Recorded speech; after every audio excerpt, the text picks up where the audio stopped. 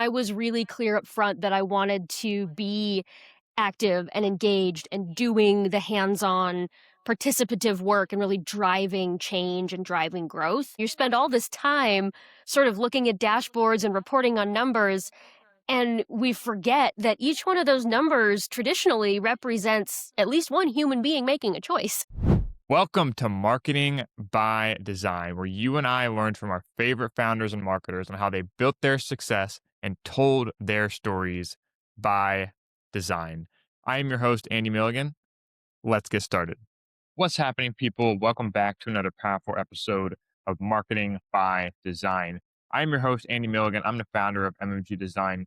Today's guest name is Meredith Dennis. If you're an in-house or independent solo marketer and you want to learn from other people getting exceptional results in your field, you are in the right place. Meredith and I connected through the American Marketing Association, and she's actually the president of the Phoenix chapter of the AMA. Meredith Dennis has been in marketing her entire career. She's the founder of Compression Marketing over in Scottsdale, Arizona. In this conversation, Meredith is going to teach you and I all about using community as a growth lever in our own careers. If you're a marketer, especially in-house, a lot of you probably aren't using community as well as you should have. It's really easy to get in the day-to-day, buried in our own work, and convince ourselves that we don't want to be doing in the evening, but we're already doing during the day. I've definitely fallen into this trap in the past, and I can tell you firsthand, getting out of that, engaging with other people that are doing the same things in a less professional context is so important. Not only does it open your mind to other people that are doing incredible things in our fields,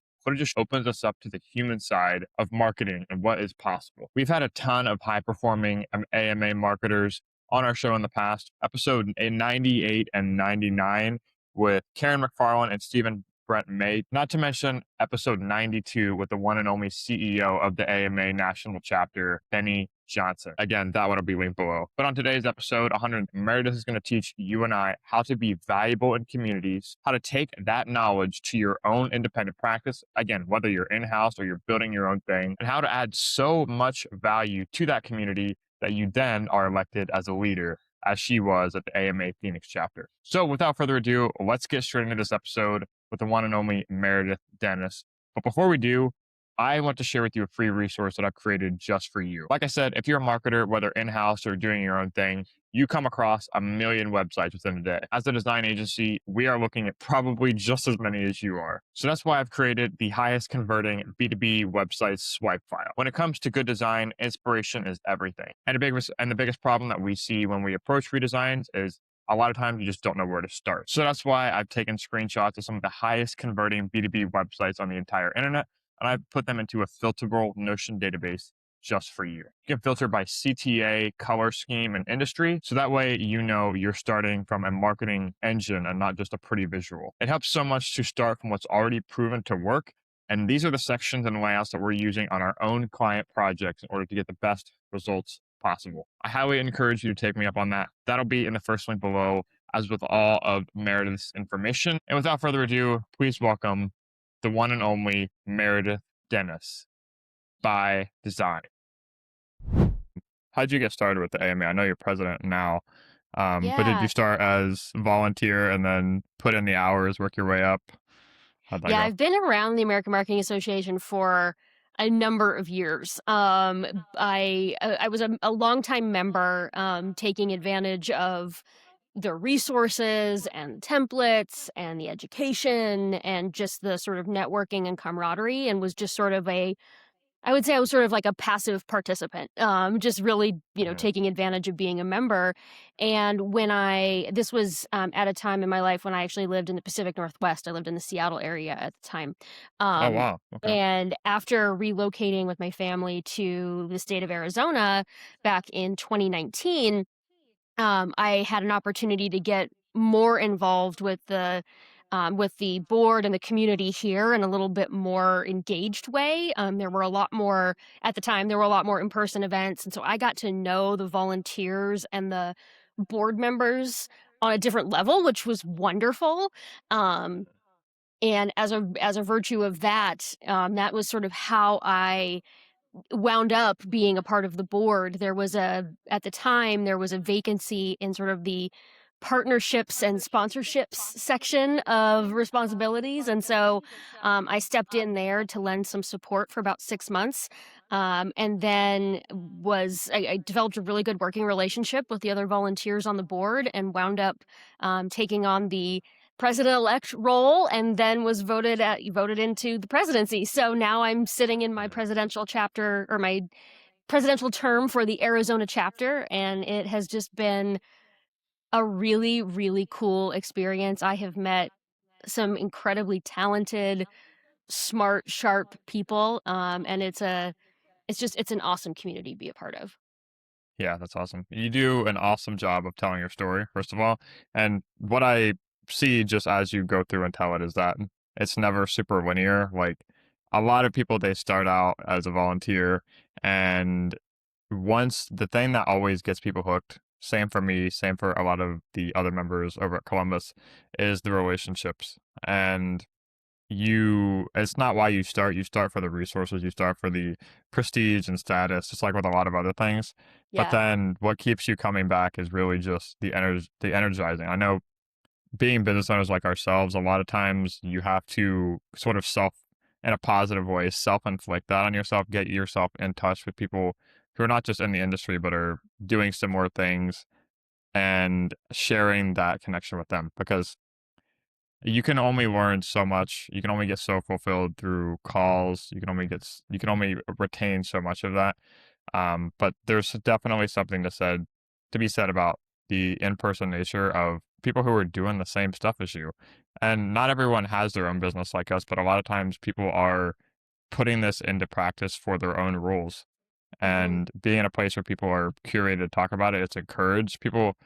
We share experiments all the time. Yeah. It's so important, and you don't get that anywhere else, so I love to see that that's how you started. What are some of the events? Tell me a little bit about, our Phoenix chapter. Yeah. Um, you're fronting the ship over there. What are some of the things that we can be looking out for? What's got you excited for your role as president for, the coming term? Yeah, I am so excited about what we have planned for Arizona, and really excited about what's going on in the region in general.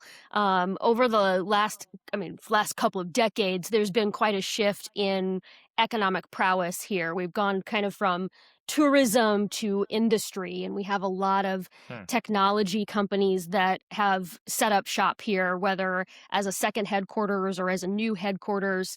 We've just seen a ton of population shift. And so there's a lot of very interesting population and economic impact for Arizona in particular, which is kind of exciting.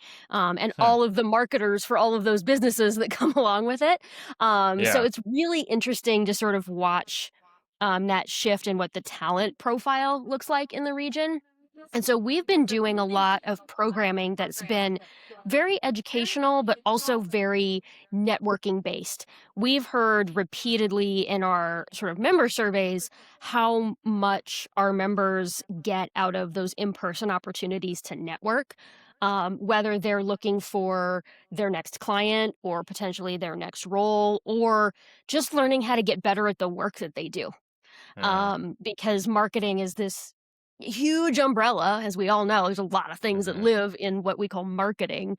mhm, So there's always something to learn. And so our calendar is filled with in person panels of local experts who are sharing all of their talent and experience. We have some really great webinar trainings that are going on around how to launch a podcast, hmm, how to incorporate AI into your work in a meaningful way, things that are just very relevant and really timely for what marketers are facing right now. So I'm super, super excited about that lineup. Those webinars are obviously available to anyone who wants to attend them and join them. I think it's really exciting to see that pivot in the type of information that we're able to make available. Yeah, that's awesome. Do you have any sort of, and this is something that we're working on over Columbus, is we went through a lot of, we need to do a better, just we're really prioritizing right now is asking our members, what do you want to see? How can we be of more service to you? I see this correlation throughout anything that you do. Like you always, and I've learned since founding the company, is that you have to the closest. Someone even just told me this morning the closest point between two outcomes is a straight line, and literally getting on the phone, asking your customers, asking people in your network is a really un.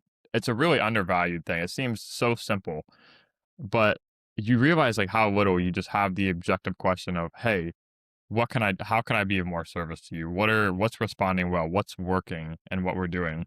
Do you have any way now that you're the leader that you have, how many people are in the Phoenix chapter? In our membership or in the board structure?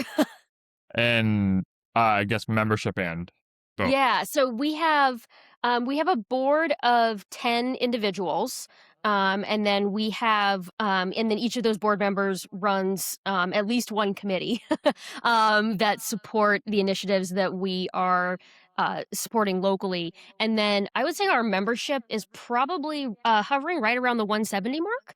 We're Wow. always kind of up and down a few every month, but we hold pretty steady at that 170 mark. We are definitely in a growth mode and Hmm. excited to sort of reestablish what it means to be part of the American Marketing Association in Arizona. As a lot of chapters experienced during the pandemic, right, there was a huge shift in what it meant to do events and what it meant to Right. connect with with your network. And so I think we're finally starting to see a little bit of that payoff in people being excited to get back out to events. And I think that there's a much higher expectation. The bar has been raised for what Hmm. in-person events need to look and feel like, which has Yeah. been exciting. It's an exciting challenge to rise to. Um, but our members tell us pretty consistently how much value they get out of being able to meet and interact with each other and have those conversations.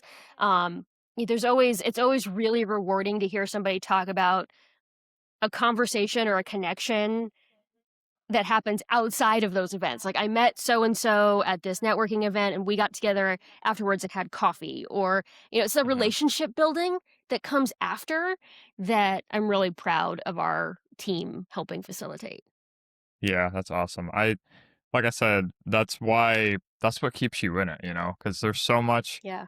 there's so much that goes. Even people that maybe are considering becoming a board member at their local chapter, or just have an outside look at maybe they go to the events and they haven't taken the step to join yet, is just how much goes into doing this. And that's why, I mean, I especially admire your role as being a president of the chapter and being the leadership engine behind it, is that there are so many things that go on from a maintenance perspective, like the technical things that people think of, like, okay, who's bringing the food and drinks for all the events, who is scheduling out our speakers. It's all these sporadic text messages. It's all these reassuring chats that you have with people on the board to say, okay, communication is paramount here. How are we making sure that we're on the same page with everything? And that's a lot of it's a lot to ask of any volunteer. So that's why being on a board, especially being a president, is like it's such a high status thing, because it is a big responsibility. You have a lot of people counting on you. When you kind of first stepped into this role, and we'll circle back on it because I want to get to know Meredith, the founder, and you as a person a little bit more. But when you first stepped into this role in the AMA, was there any pressure? Did you feel like you have to live up to any expectations, or do you think that since you had been in it for a while, you felt ready for the challenge to take it on? It's a great question. I think it's probably a double-edged sword or a two-pronged answer maybe.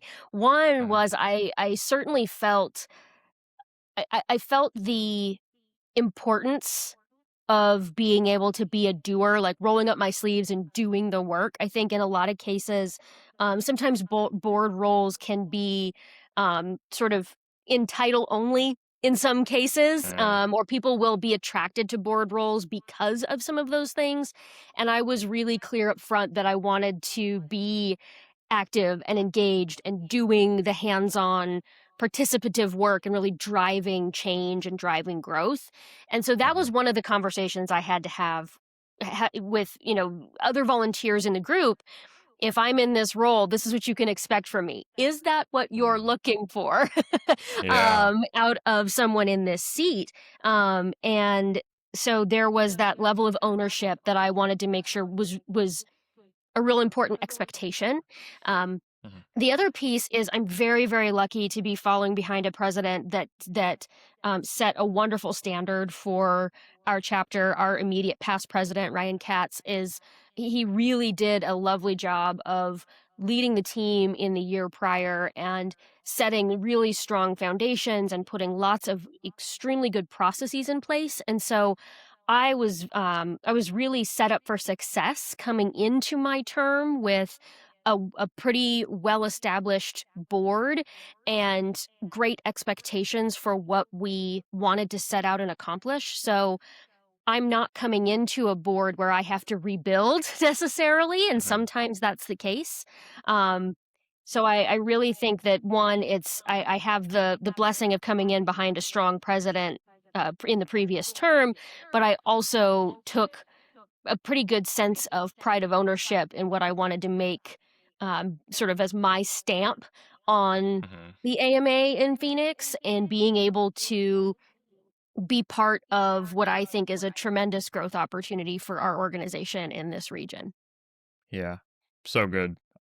Tell me, and I wanted to again kind of complete the loop here is, do you see, and I've asked this to a couple of the association presidents that I've had a chance to interview on here, is what are the similarities that you see between being a founder and the leadership role in an organization like this?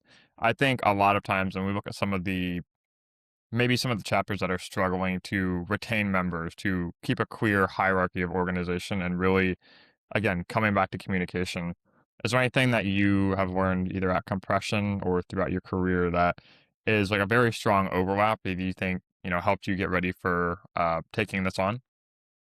Yes, absolutely. One of the things that I think maybe isn't talked about enough is how, even in a volunteer position, in a leadership volunteer position, it is kind of like running a small business, or Yes, maybe absolutely. maybe even another correlation would be running a department, perhaps. Right? Hmm. You have budgets to consider, you have schedules to consider, you have deadlines and deliverables. Right? We do our own strategic planning, and Hmm. so I think that there are a lot of corollaries between business ownership and what it means to sit on a board for a group like AMA, and it's understanding how to set and strategize goals and benchmarks and desired outcomes, and being able to have really good communication with the people that you support Hmm. and that are supporting you. It's very much a collaboration. I think the best boards really do operate as groups of people doing things together.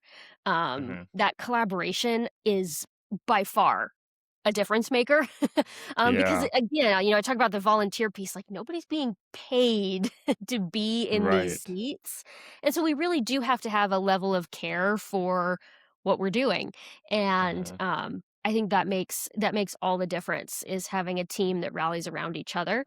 Um, One of the things we did in Arizona is we sort of redesigned our org chart a little bit. So instead of Hmm. the typical sort of pyramid style org chart, we have one that looks a lot more like concentric circles. So everybody has more than one backup and one more than one support system behind them, so that in the event that they don't have time or can't commit to something, they know exactly who to go to raise their hand and ask for help. And there's more than one person in that sort of support network to make that possible. And we've really seen that Mm. help us flourish. Yeah, that's so good. Kind of a gradient of what I think you're alluding to is that you included, but you didn't use the exact word, is like delegation, right? I think there's, especially when it is a volunteer organization, there has to be a level of status associated with, okay, I'm showing up for these other people, and delegation or sharing of tasks. Because there's just, like we talked about, there's so many jobs to be done. And it can be overwhelming sometimes when you have to be the person that says, okay, volunteer XYZ in comms and membership and the social team. distributing all that up without being the person who's like, okay, I'm your teacher, I'm your boss, I'm the one that's in charge of you for doing this. I think something that, as you talk through it, I imagine you're able to do very well is to say, okay, we're in this together. These are the jobs to be done. And this is how we're going to allocate that, among all of us. And that's a skill. So, I commend you for, like I said, it's not an easy thing to take on. And like we've seen even with past presidents where there is, there's the level of association of grandeur that comes with having the title, but not the amount of people that it's much easier to have the aspirational vision of, okay, I'm a president of a chapter, but it's a much different thing to then be able to fulfill on all the roles and actually do a good job of it. Um, so like I said, I commend you for taking it on, but sort of kind of double clicking on the compression marketing is your business. I want to Yeah. give you a platform to kind of talk about the gradients of experience that you've had in there, how those helped you with AMA, and how AMA has kind of helped you become a better business owner as well. Because I think they can correlate very well. It's one of the biggest benefits of having the resources of AMA and also the network that it provides. So, talk to me about Meredith, the founder, a little bit. Yeah, absolutely. So Meredith, the founder, there was a point in my life where I don't know that I ever would have had that vision for myself, but boy, as soon as I decided it, that was where we were going. Hmm. um, y- One of the things that, well, I guess I'll start by sharing what compression marketing is really focused on. We do strategy delivery and marketing advising for B2B organizations in regulated industries. So things like healthcare, education, nonprofit, all of these places where there tends to be a lot of compliance, a lot of bureaucracy in some cases. They're usually kind of complex environments with decisions get made by committee, buying cycles are very long, there's often a lot of jargon and sort of in the marketing and sales process. And so compression marketing focuses on helping startup and small businesses in those industries simplify their marketing so that they can actually have a growth plan that they can get their arms around and execute against. Right. One of the things that happens all the time is we overcomplicate it and we completely forget the whole point of what it is that we're Hmm. doing. And so we come in as those agents of change to really help simplify it, get rid of the complexity, and go, what are we going to focus on so we can accomplish these outcomes? Because once you have that clarity, you can really make some progress. And Hmm. so what I have found is one, I've been very blessed to be able to give back to AMA as compression marketing. We've been able to support and sponsor events, and we've been able to help community partners in a way through AMA that we wouldn't have been able to do otherwise without that corporate partnership, which is, I think, always a gift. I think one of the things that I think is very, very valuable about AMA and that originally drew me to the organization was the education and the resources. And Hmm. so to be able to put my company behind making that possible for others is incredibly rewarding. And I love Hmm. being able to do it. Yeah, that's um, such a full circle moment, and yeah, as yeah, I can't imagine what that would be like to see the logo on the web. That's a very aspirational vision. Kind of scratching my own. It's a very aspirational vision for me as well. Is you have an organization and a group of people that has done so much for you personally, and then to kind of be the one that fulfills the other end of that. That has to be an awesome feeling. it is. I feel like it's one of the privileges, of being able to not only successfully start up a business and run a business, and then to be able to give back in a way that is productive and supports the industry in a completely different way. I just think it's one of those values things about having an organization that you put your name behind, being able to walk the walk, so to speak, Hmm. I think Exactly. is really important to see. And I love to see it from, we see a lot of organizations that contribute in a lot of great ways. And I feel really proud of the fact that I can do the same. Awesome. Yeah, if a lot of the listeners like, and I've learned since I've done a little bit of research, and I knew that you were coming on. A lot of your content and messaging is sort of based around the idea of the human element of marketing. Correct me if I'm wrong, but I see that as one of your main value props is okay, Meredith and compression. We want to really get into the human side of marketing, cutting through the things that are just noise and really Yeah. connecting with people on a more personal level. Because I think marketing, and I've heard a lot of people say this, but that marketing has a marketing problem.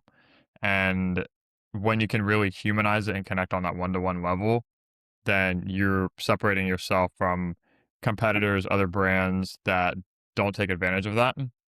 Can you tell me a little bit about how you prioritize that and why that messaging is maybe so important to you? Yeah, absolutely. I have always felt in in marketing, especially in the strategy and execution layers, we as marketers, because there's so many different things we can do, we sort of get into this place where we feel like we're chasing numbers on spreadsheets. It's growth at all costs. It's hit the targets. It's we have quarterly updates, monthly updates, annual updates, biannual updates, and you spend all this time sort of looking at dashboards and reporting on numbers, and we forget that each one of those numbers traditionally represents at least one human being making a choice. And Mhm. this sort of predates the explosion of AI. I've always had this belief that we have to remember that our customers are people making choices, and Mhm. they have a lot of choices out there to pick from these days. And so, Right. really remembering that we have to connect with people as people, and this really comes out of that B2B side of things as well too. I think B2B has Mm. often been notoriously non-human in how we have Right. communicated or created Mhm. messaging, and so I've always felt that it's extremely important to remember that we have to connect with people who are trying to solve a problem, trying to overcome some sort of hurdle or pain, like they need help. And if you can position what you do as the best way to support them and give them a better outcome, that's where you're going to win. And it's telling that story and having those connections that really require that empathy and that human connection. AI Mhm. comes on the scene with ChatGPT launching and all of the revolution and evolution that that feeds. And now you see a lot of people reinforcing how important the human element is, even with this explosion of content creation and resources and capabilities. We're all sort of learning as we go. And I think that it's that humanity element is going to continue to be a central focus of us being successful in the long term. Yeah, and there's a lot of case studies of this. Like this isn't just people. Obviously, it's obvious from a human perspective. Like we all say, okay, people buy from people, right? But you actually see this in like the data. Like especially, we do a lot of work on B2B too, and like we're looking at how people are converting on websites. Like what are people responding best to? And a lot of the times, it is the stuff that you can't manufacture without the human component. It's things like photos of real people. It's like real quotes and testimonials. It's the case study, just a real human element that people are actually engaging with and respond best to. So there's philosophy behind it. Like people want to connect with people, but there's also data that backs it up. I think to anyone that, especially in B2B, notorious for almost wanting to white label their identity and their branding a little bit, just to lean into, okay, who's actually like at the other end of the screen and who am I actually talking to on a one-to-one level. um I think there's a lot of benefit in just having these conversations like we said with the AMA, to be able to find like what are the people saying, what is that human element, and be able to tap into that, whether it's in our own businesses or transitioning to our own professional roles. um I usually sort of like to do sort of kind of a hard pivot in episodes, probably because I'm not the best host, but I'm getting better. Um, but I want to sort of do a day in the life, because I think you have this unique insights, and I'm always learning as we grow the business too. Is what are the habits, the traits that kind of lead you to this outcome that you're at now, just being a founder, being a president of a marketing chapter like the AMA. How do you balance both of those, and how does that manifest in Meredith's daily schedule? So take us through a day in the life. Yeah, oh my gosh, that's a good one. I'm gonna try and think about my average day in a life. That's one of the things about running a business is there's rarely any 2 days that are the same, which is great, but also, you know, has its Yeah. downfalls.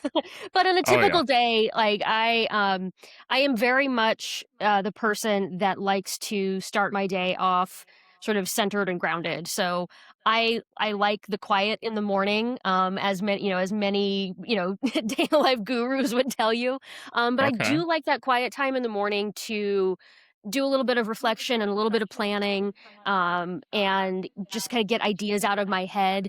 I love to take advantage of reading. I actually, being able to turn the physical pages of a book. I enjoy that process of reading something, whether it's inspirational or professional development for myself or relevant to project I'm working on for a client.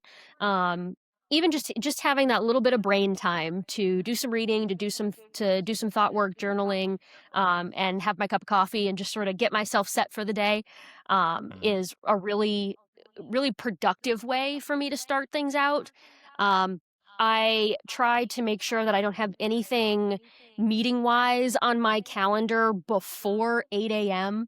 And even that honestly feels a little early for me. I like to keep my mornings as much to myself as possible because that's where I get a lot of my deep work done. That's where I get my Mhm. project work done. That's where I can do the client support work that I'm responsible for. Um, Deal with any sort of pop fly things that have come up. And then I do the meetings. Right. That's where I Mhm. get in and I do my Zoom calls, I do my coaching sessions, and I try to cluster everything as together as possible so that I'm in present mode, talk mode. That's just where my head's at, and that's where my energy needs to be. Mhm. Um, and then I love to have my afternoons with my family and my dogs and just sort of have that Mhm. wind down time to have dinner and talk about our days. And um, my husband and I do very, very different things. So we rarely talk about the day at the office type of Mhm. work. It's But probably a good thing. Yeah. it is. It's Mhm. good for us to just sort of leave work at work. But it Mhm. is. It's nice to sort of have a ramp up, a nice work block, and a wind down. That Mhm. feels it just feels good. It's hard to put your finger on how to describe it, but it feels like the right kind of flow. It allows me to make the most of my time when I'm really on. Mhm. And the that's I think that's the best part of being a business owner is it takes some time to get to that point, but once you're there and can sort of guide your schedule and your calendar in a way that works best for you, that feels like freedom. Yeah. And it's not for me. It's not about working 2 hours a day from my phone. For me, Mhm. it's about working in a business that I love and doing work that I think matters. Um, and that Yeah, I think is dude.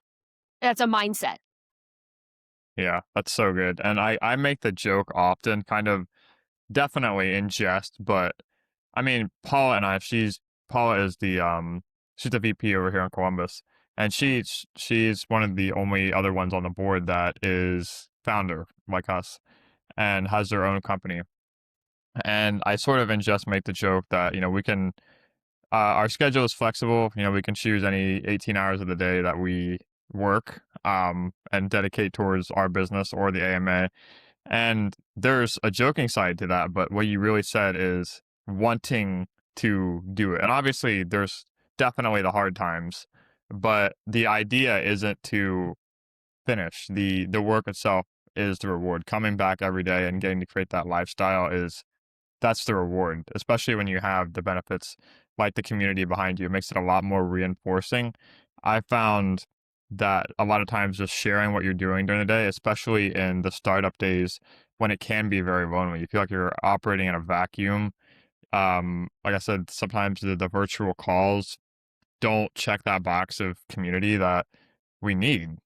Yeah. And I mean, especially when you're trying to build something from scratch and you probably have a lot of self-talk around like why am I doing this?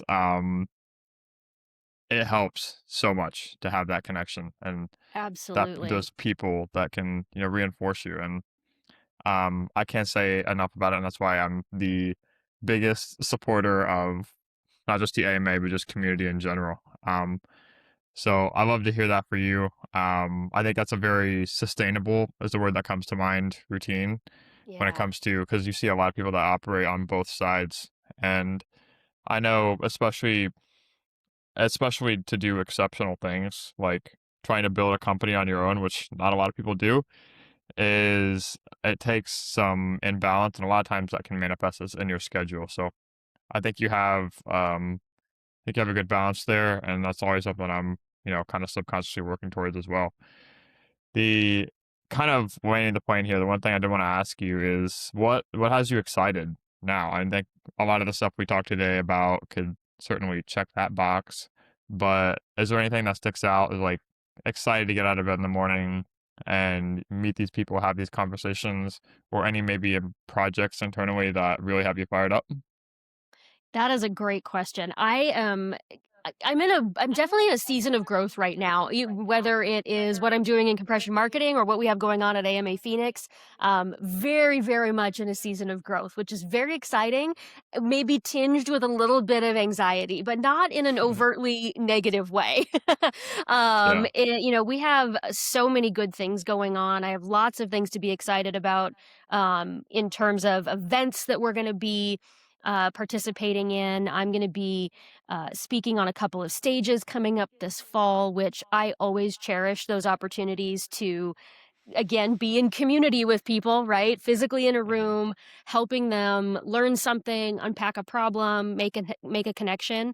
The thing that I so much look forward to in my sort of everyday is being able to leave someone with an aha moment. My hope is Mhm. that in all of my interactions and in all of my engagements with people, if I can leave one person a day with an aha moment, for me that's incredibly gratifying. But it's so great because I hope that that person can then pay forward the aha moment to someone else. Um, and that's what I look for every day, whether it's in a conversation or in feedback or in a project. It's how can I create an aha moment for somebody? Awesome. Well, I can be your case study example today. I know it's the end of the day, but hopefully, you can check off the day, associate that with me. Um, because I've had a few of those just from getting introduced today. But Awesome. I highly encourage people to get in touch with you. Go check out the Phoenix chapter. Where can they learn? Where can they go? They've heard this conversation. They want to take the next step. They want to continue the conversation. Where should Yeah. people go after listening? So I definitely encourage people. I always encourage people to go check out amaphoenix.org. That website is actually going to be redesigned and relaunched, I think, later in the year. When another committee member is working on that. As far as connecting with me, you can always check out compressionmarketing.co. Or you can find me on LinkedIn. I'm extremely active on that particular platform. I love opportunities to have conversations. I almost always take the meeting. I'm notorious for saying yes when it comes to meeting with people. I find that being generous with my time always pays back. So if Mhm. someone has a question or wants to reach out, I wholeheartedly encourage it.